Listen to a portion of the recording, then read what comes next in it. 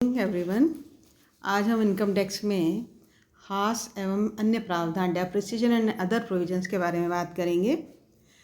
तो डेप्रिसिएशन या हास का मतलब होता है संपत्ति के मूल्य में होने वाली गिरावट, जो संपत्ति को काम में लेने से या टाइम व्यतीत होने से यानी समय व्यतीत होने से या दोनों कारणों से होती है।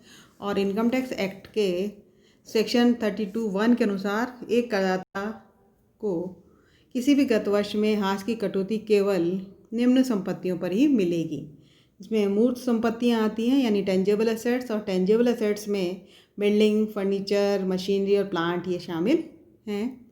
और दूसरा है अमूर्त संपत्तियां, इंटेंजेबल एसेट्स। इस वर्ग में patent right, copyright, trademark, licence, franchise एवं तकनीकी ज्ञान पर किए गए एकमुश्त व्यय शामिल हैं। और इन इंटेंजिबल एसेट्स पर जो कटौती है वो 1 अप्रैल 1998 को या उसके बाद अगर इन संपत्ति को खरीदा गया है तो उस पर ये कटौती मिलेगी। अब हम देखते हैं कि हास की कटौती के संबंध में कुछ महत्वपूर्ण बातें दी गई हैं, यानी important provisions regarding deduction for depreciation. इसमें सबसे पहली बात ये आती है कि करदाता संपत्ति का स्वामी होना चाहिए, यानी assessee should be owner of assets. यानी किसी भी व्यक्ति को डेप्रिसिएशन की हास की कटौती तभी मिलेगी जबकि वो संपत्ति उसके स्वामित्व में हो या वह उस संपत्ति का स्वामी हो। यदि कोई करदाता कोई संपत्ति लीज पर या किराए पर प्राप्त करता है तो उसे डेप्रिसिएशन की कोई कटौती नहीं मिलेगी। और हास की कटौती उस करदाता को भी मिलेगी जिसने किराए पर, डेप्रिसिएशन की छूट उस व्यक्ति को मिलेगी या उस करदाता को मिलेगी जिसने उस संपत्ति को किराए पर दिया है।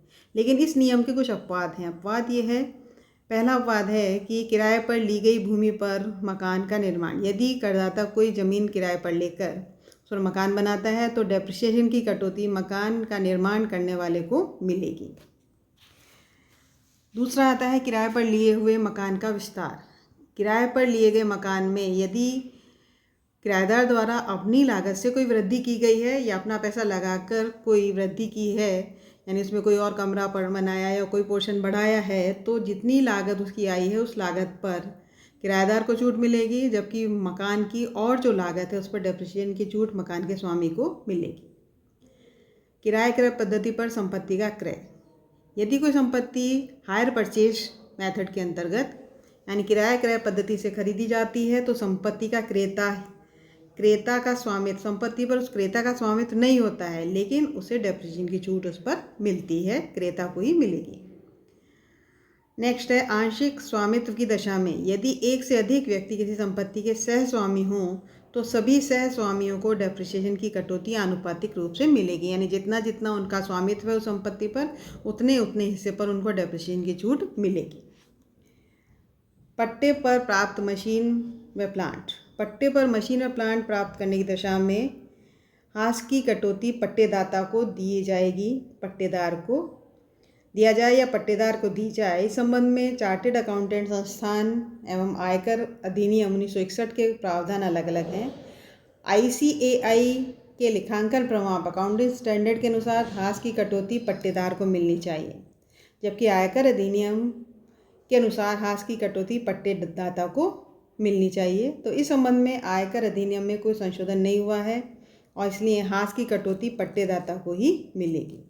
और यदि गत वर्ष में कोई संपत्ति खरीद ली गई है लेकिन उसका उपयोग व्यवसाय में सक्रिय रूप से अथवा निष्क्रिय रूप से नहीं किया गया है तो गत वर्ष में उसे डेप्रिसिएशन की कोई छूट नहीं मिलेगी। नेक्स्ट आता है गत वर्ष में संपत्ति का प्रयोग व्यवसाय के लिए होना चाहिए। The assets should be used in the previous year for business of assessee, यानी उस संपत्ति का करदाता को हास की कटौती तभी मिलेगी जब उस संपत्ति का प्रयोग व्यवसाय के लिए गत वर्ष में किया गया हो। नेक्स्ट है संपत्ति का व्यवसाय के साथ साथ निजी प्रयोग, used for personal purpose as well as for office purpose. यदि करदाता ने उस संपत्ति का निजी प्रयोग भी किया है तो हास की कटौती,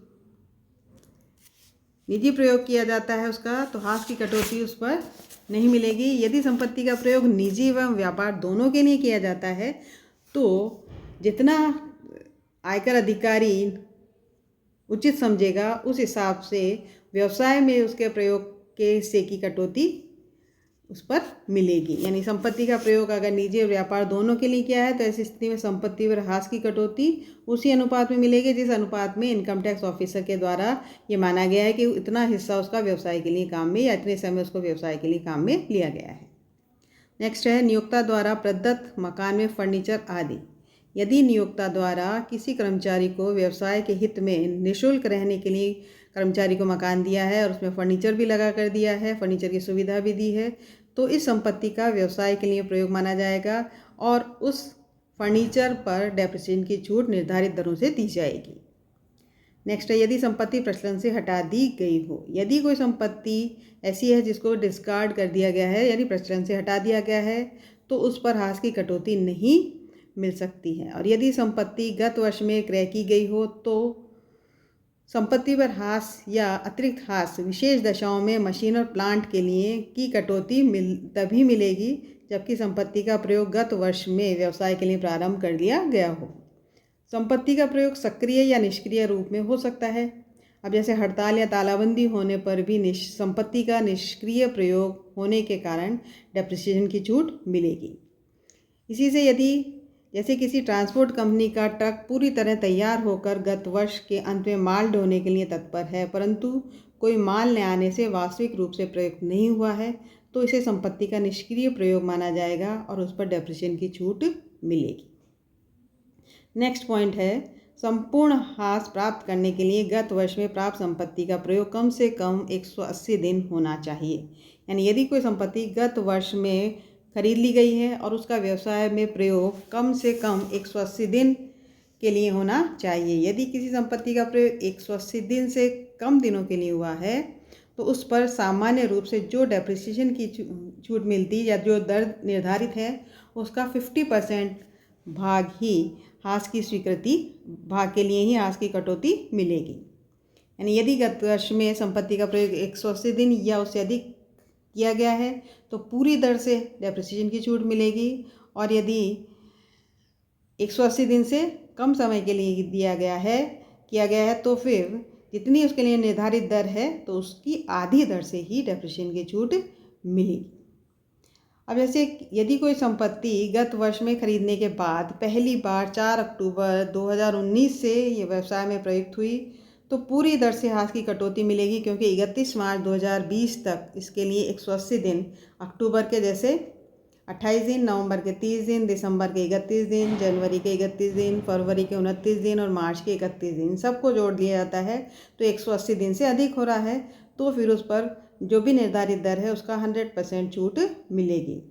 लेकिन ये ध्यान रखना है कि यदि कोई संपत्ति गत वर्ष में खरीदी गई हो और उसका प्रयोग 4 अक्टूबर 2019 या उसके पहले हो तो पूरी दर से ह्रास की कटौती मिलेगी, अन्यथा इस संबंध में निर्धारित दर से आधी दर की स्वीकृति मिलेगी।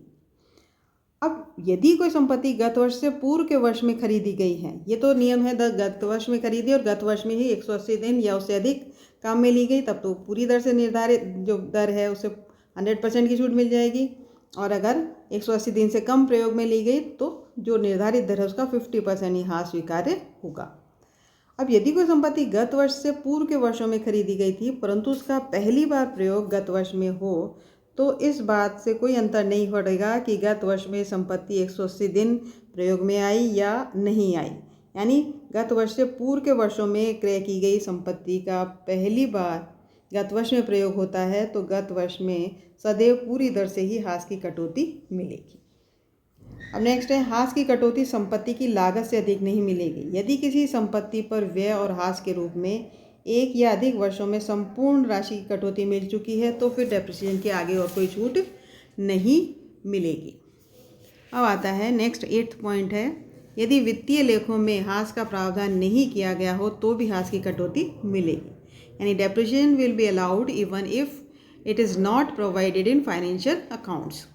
यानी आयकर अधिनियम में ये प्रावधान है की गई है कि कटौती उस दशा में भी मिलेगी जबकि करदाता ने ह्रास की कटौती न मांगी हो या वित्तीय लेखों में इसके संबंध में कोई प्रावधान नहीं किया हो तो भी उसे डेप्रिसिएशन की छूट मिलेगी। और नेक्स्ट पॉइंट है यदि संपत्तियां बेची जाएं तो पहले जाना विधि लागू होगी। यदि गत वर्ष में कोई संपत्ति बेची गई है और सूचना के अभाव में ये माना जाएगा कि संपत्ति जो पहले खरीदी गई थी वह पहले बेची गई है, यानी फर्स्ट इन फर्स्ट आउट विधि का प्रयोग इसमें किया जाएगा कि पहले जो संपत्ति आई उसी को पहले बेचा गया। एंड नेक्स्ट पॉइंट है हाश संपत्तियों के समूह के आधार पर मिलेगा। Depreciation will be allowed on block of assets. आयकर नियम 5 के परिशिष्ट 1 में विभिन्न प्रकार की संपत्तियों के लिए हाश की भिन्न भिन्न दरों का समूह बना दिए गए हैं और उन पर एक साथ हाश की कटौती मिलेगी। तो मूर्त संपत्तियों में सम्मिलित भवन, फर्नीचर, मशीनरी, प्लांट पर हाश के लिए अलग अलग दरों के आधार पर 9 ग्रुप बनाए गए हैं, जिनमें से 3 भवन के लिए हैं, 1 फर्नीचर के लिए हैं, 4 मशीन और प्लांट के लिए हैं। जबकि इंटेंजिबल एसेट्स अमूर्त संपत्तियों में सम्मिलित patent, copyright, trademark, licence, franchisee और तकनीकी ज्ञान पर व्यय के संबंध में एक ग्रुप बनाया गया है और उन पर डेप्रिसिएशन की रेट एक निर्धारित की गई है। तो अब यहाँ है कि अधिसूचना संख्या 103/216 के अनुसार असेसमेंट ईयर 2018-19 से ये प्रावधान कर दिया गया है कि किसी भी संपत्ति पर अधिकतम 40% की दर से डेप्रिसिएशन की स्वीकार्य होगा।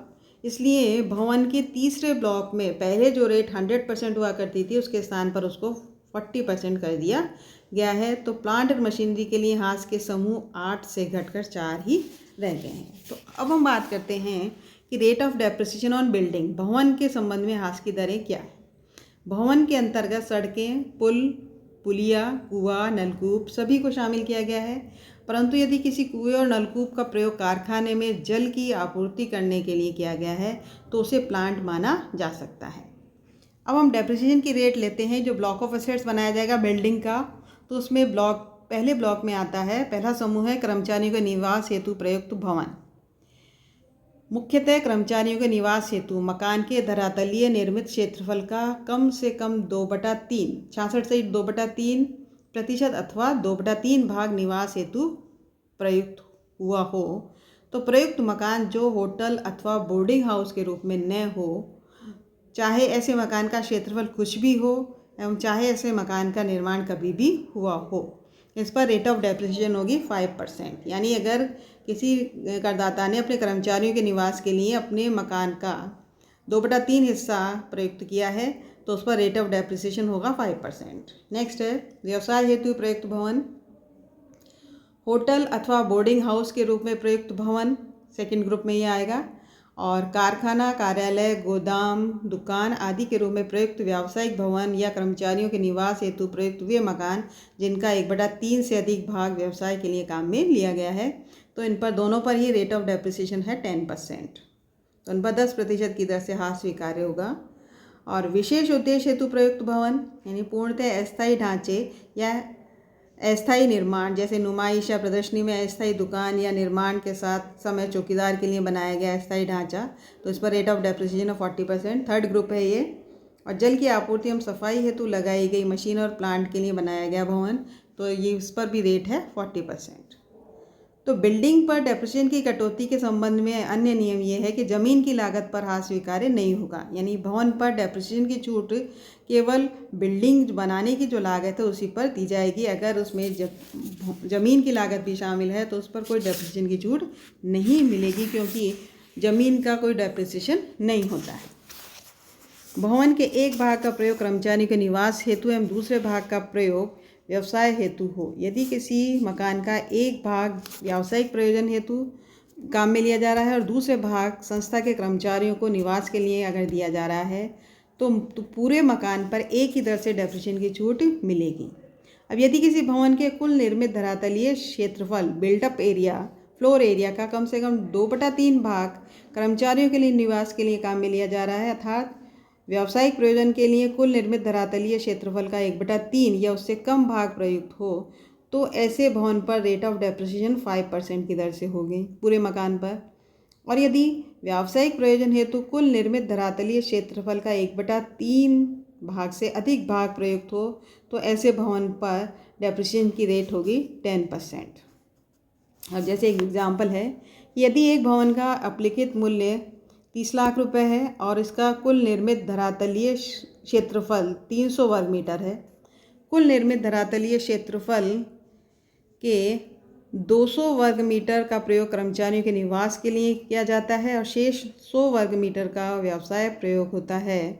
तो इस स्थिति में पूरे भवन पर 5% की दर से यानी 1.5 लाख रुपये डेप्रिसिएशन की छूट मिलेगी, क्योंकि भवन के निर्मित धरातलीय क्षेत्रफल का कम से कम 2/3 भाग कर्मचारियों के निवास के लिए काम में लिया जा रहा है। और इसके विपरीत यदि इस भवन का 101 वर्ग मीटर धरातलीय क्षेत्रफल व्यावसायिक प्रयोग में आ रहा है तो यह 1/3 भाग से अधिक होने के कारण भवन पर 10% की रेट से 3 लाख रुपये हास की छूट मिलेगी।